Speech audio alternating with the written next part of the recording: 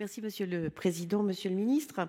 Je suis régulièrement saisie par des conseillers des Français de l'étranger, dont je salue ici l'engagement sur le terrain et que vous connaissez bien, qui me relaient l'impasse administrative dans laquelle se retrouvent certains de nos compatriotes confrontés à un refus de certificat de nationalité française appelé CNF.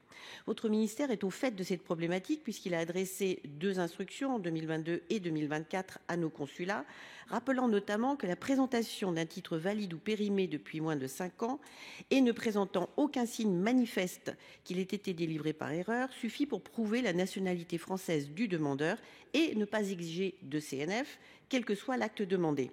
De toute évidence, cela n'a pas résolu le problème puisque la présentation d'un CNF est toujours exigée dans le cadre de simples démarches administratives comme le renouvellement d'un titre d'identité, de voyage ou la transcription d'un acte d'état civil. Alors de nombreux usagers qui possèdent pourtant la pleine et entière nationalité française se lancent dans une démarche longue et complexe auprès du tribunal judiciaire pour obtenir cette preuve de nationalité. Beaucoup se heurtent à un refus pour des motifs purement formels comme l'oubli de joindre un document ou de cocher une case. Les statistiques d'ailleurs du ministère de la Justice montrent que le taux de refus est passé de 69 à 80% entre 2018 et 2023.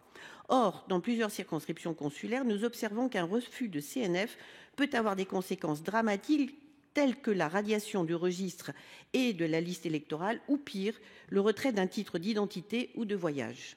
Je pense à cette mère de famille en Inde, française par filiation, dont le renouvellement de passeport a été refusé suite à un refus de CNF et qui risque, avec toute sa famille, de se retrouver en situation irrégulière dans son pays de résidence, l'Inde ne reconnaissant pas la double nationalité, et ce n'est malheureusement pas un cas isolé.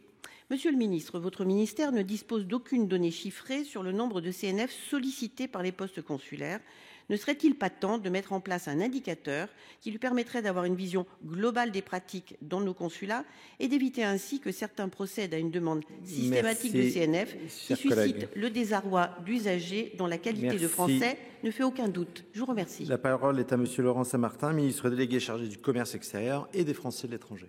Merci Monsieur le Président. Madame la sénatrice Hélène Conway-Mouret, vous posez d'abord la question effectivement des statistiques. Alors il n'y a pas de statistiques globales qui recensent ce nombre de CNF. En revanche, comme c'est le tribunal judiciaire de Paris qui est la juridiction compétente pour instruire ces demandes, on peut se fier effectivement au nombre de CNF qui sont demandés par cette catégorie et en faire un certain nombre de statistiques.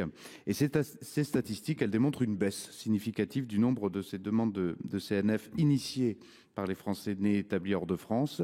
Elles sont passées de 20 280 demandes en 2018 à 7 917 demandes en 2023.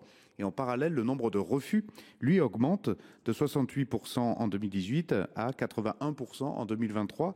Démonstration faite que ces demandes de CNF sont bien justifiées. Ceci étant dit, vous avez raison et une note diplomatique qui a été rédigée conjointement par le service central d'état civil et le centre de titres d'identité et de voyage qui a été intitulée Appréciation de la nationalité française dans le cadre d'une démarche consulaire a été adressée le 6 décembre dernier à l'ensemble du réseau des ambassades et des consulats. C'est une note qui permet de distinguer les usagers titulaires d'éléments de possession d'état de français consolidés et ceux qui ne peuvent pas le justifier, pour pouvoir demander au poste de ne pas remettre en question la nationalité française des personnes qui relèvent de la première catégorie, à moins bien sûr d'être confrontés à un doute sérieux qui pourrait nécessiter cette vérification.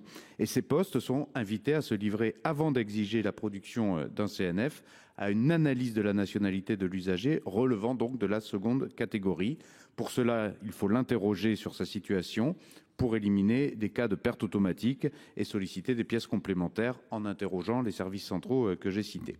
Et c'est donc à l'issue de ces vérifications, si la nationalité française de l'usager n'est pas clairement établie, que le poste doit solliciter un CNF et pas autrement. Il a donc été demandé notamment aussi aux élus de porter à la connaissance de la direction des Français à l'étranger et du SCEC les cas qui leur seraient soumis afin de permettre une intervention de l'administration centrale le cas échéant.